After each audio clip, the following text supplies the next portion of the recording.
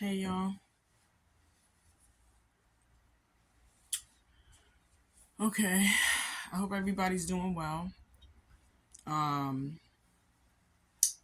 I'm going to be talking about how first of all, I'm going to be talking about the most money I've ever made in one vendor event in 6 hours. I'm also going to be talking about three things that I believed helped me to make the amount of money that I've made at a vendor event and make this amount like not just one time at one event, but make this amount at other vendors events as well. So it's not a luck thing; it's like a surefire thing.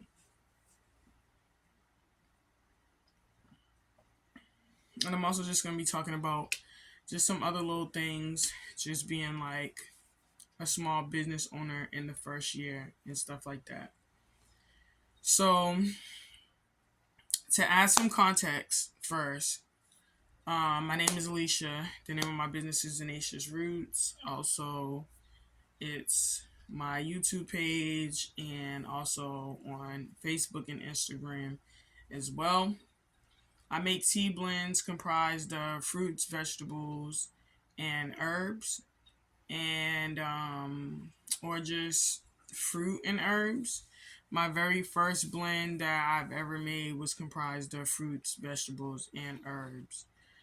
Um, so I started my business on $300, but through starting my business on $300 in a dream, I have come across opportunities where like people wanted to like help. They saw the potential of my business and wanted to support one way or another.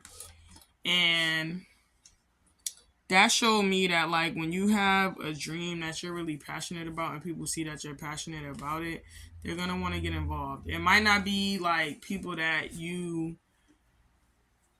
grew up with, like family or friends. It could be strangers. It could be both. You know what I mean? It could be either or, but the point is not to look to one particular place and expect support. Be willing to take it from anywhere if it's good and healthy support for your business. So I started out with $300 in a dream, and I believe that in the first half of the year of business, like it has been a really great turnout for just only a half of year, right? Like honestly, I feel like it's really been research and development, and the findings of that research and development have been very promising. And here's I'm gonna tell you how. So when I first came up with my idea for my business, before I got the licensing and everything, and I was looking for commercial kitchens to work from, one of the commercial kitchens that I was looking to work with as I was shopping around, I got to sit down with the director of that commercial kitchen and really hear their thoughts on what they thought made a successful business beyond being small in their first year. Like we're talking about scaling up, having your product on shelves in stores, going wholesale, and all that stuff. And basically, what she told me was like one of the ways to gauge if you have something really good is if you get a really overwhelmingly good response and if you sell out. Like you're looking to sell out. Like if you sell out, you know, like you're rocking. You got something good. So I didn't end up going with that commercial kitchen, but I always kept to the vest what she told me. And so with that being said, I've definitely had occasions where I've sold out. You know what I'm saying? And then also going to what you guys came here for, what my biggest payout has been in 6 hours at a single vendor's event. Not once, but a few times. The biggest payout that I've ever had in 6 hours was $1,000, a little over $1,000 to be exact. And the three things that I did that I believe helped me to get that was number one, like my posture. I noticed that at some vendors events, like people go, they set up their tables and then they sit down and they're reading books, or they're like working on some projects while they're sitting and waiting for people to come up to the table, or they're on their phones and stuff. They're not really engaging with people that's walking by. And I don't know. I can't read into those people's lives. Like, they might have jobs, they might be doing okay, they might feel like, it's okay to get a customer here or there or whatever, but I'm there because I'm hungry. You feel me? Like, I'm a part of the I'm on the other side of the 5%ers. I'm a part of the 95%. You know what I'm saying? And this is my bread and butter. Like, I don't work a 9 to 5. I'm not doing contract work anymore. Like, my husband is working, and he's like supporting me while I like chase my dreams. But needless to say, we're living in an economy where like two incomes is better than one. So when I show up to these vendors events, I'm not in my phone. I'm not doing other stuff. Like, I'm engaging with people. I'm saying hi to the people that's walking by. I'm looking to make eye contact with people, all that stuff.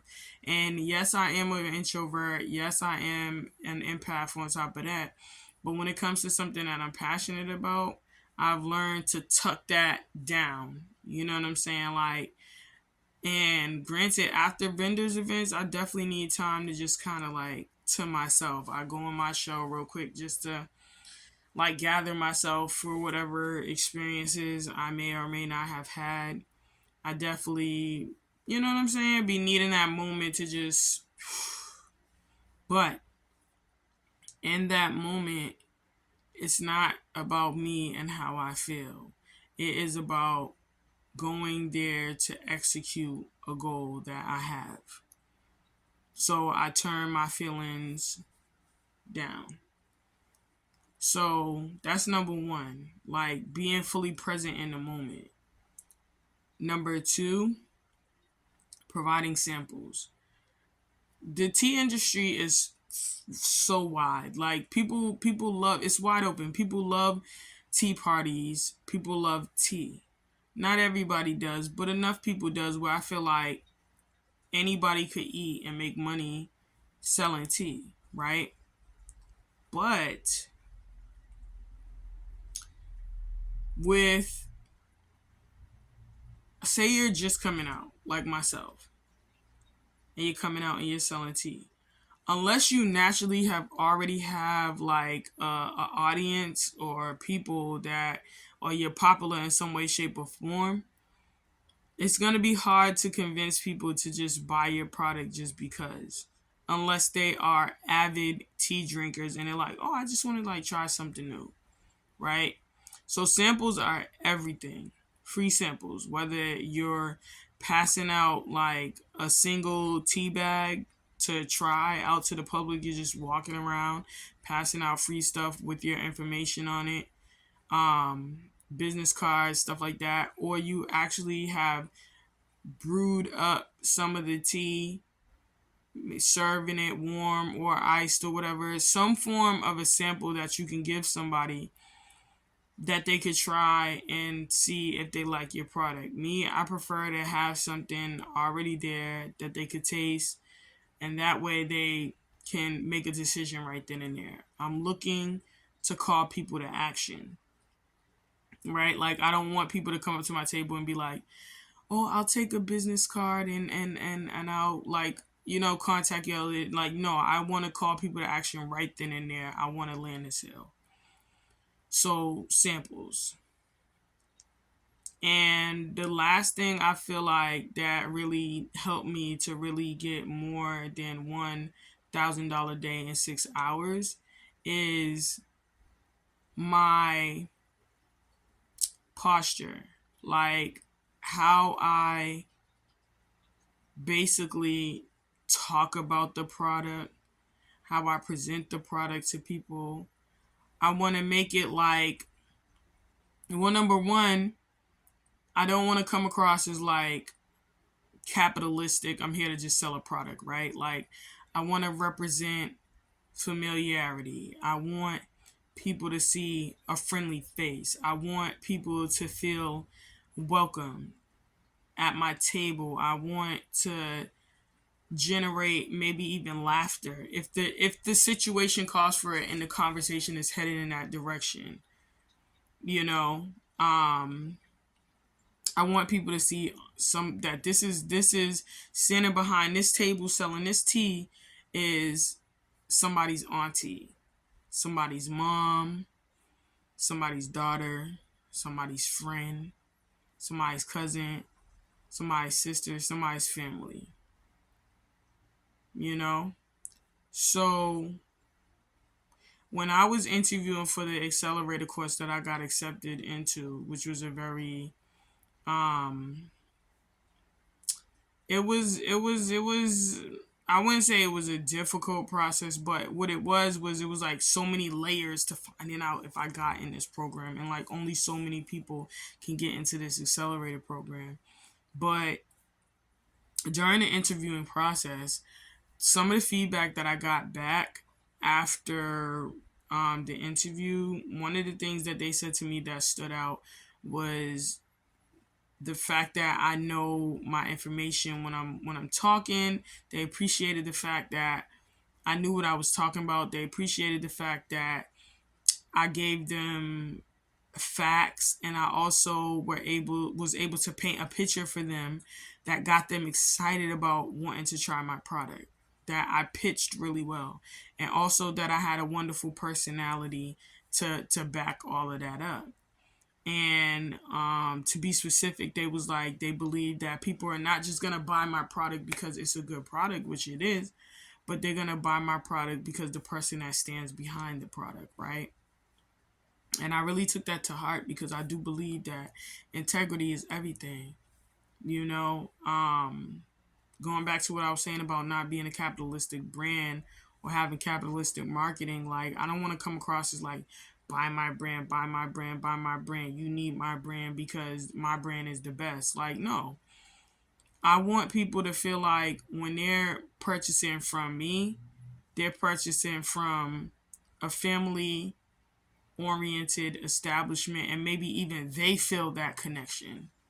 And so they feel like they can see the support in what they're doing, not just like, oh, I'm buying from her because I need her or I need her product. I mean, that's good too, right? Like, you want to help people, but also for them to understand that like they're paying it forward in some way, shape, or form when they're buying from my business. You know what I mean? For everybody to feel that heart that they're getting involved in some way, shape, or form, it is support. So, with that being said, those are the three things that I feel like have secured the $1,000 days for me. And what I would say to anybody that's watching this video, that like if you're thinking about starting a business, maybe like a clothing line, or maybe you want to get into the food industry somehow. I know people that sell simple syrups and elderberry products, and all types of teas and stuff like that. If you're thinking about it, it's very possible. It is very, very possible, and it is something that is worth being explored. Honestly, even if you're not doing that, just the whole idea of starting a business is something that's worth being explored, because like the way the world is going, I feel like at this point, like we really should be vigilant about starting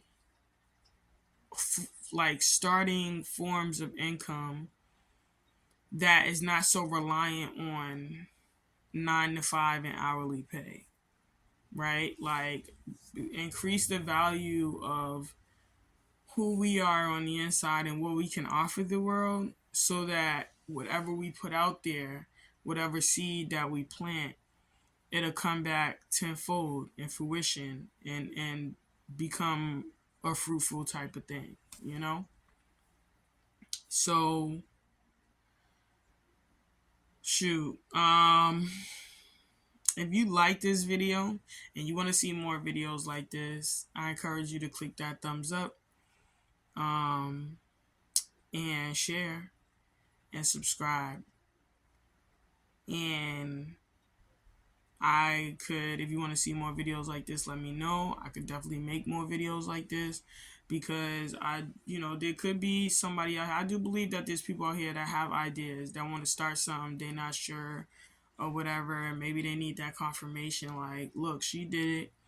$300 wasn't, you know what I mean? Like, wasn't working a traditional 9 to 5. She made it, and I have a 9 to 5. I got my little job. Yeah, I got my bills and stuff, but you know what I mean? Maybe you got that money, you know what I'm saying, that you could put aside and start something.